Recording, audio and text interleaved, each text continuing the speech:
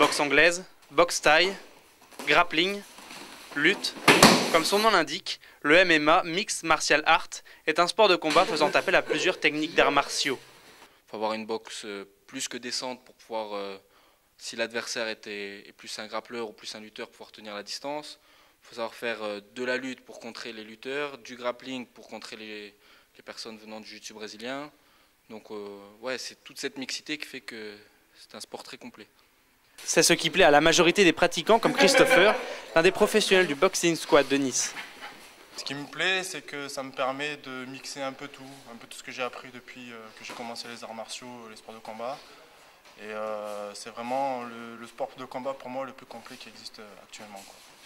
De nombreux amateurs pratiquent le MMA. Le sport explose désormais en France comme au Boxing Squad. Créé il y a 2 ans, il compte désormais plus de 100 licenciés. La discipline s'avère ludique et pas forcément plus violente que les autres.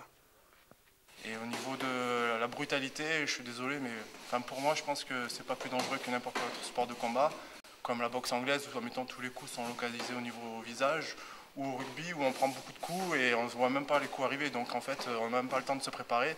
Et pour moi, c'est beaucoup plus traumatisant que le MMA en lui-même, quoi. Pourtant, le MMA est aujourd'hui interdit en France.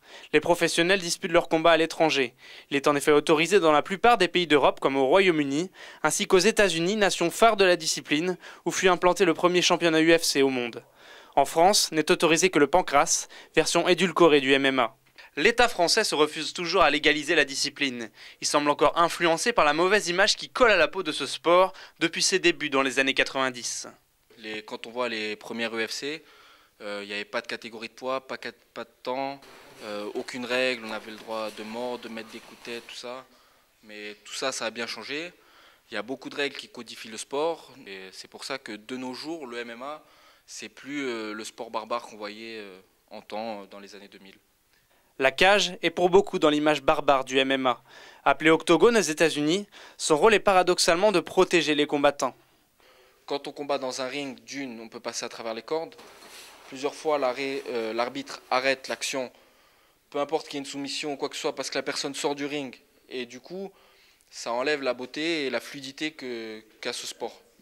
Pour être reconnu en France, il reste encore du chemin à parcourir pour le MMA.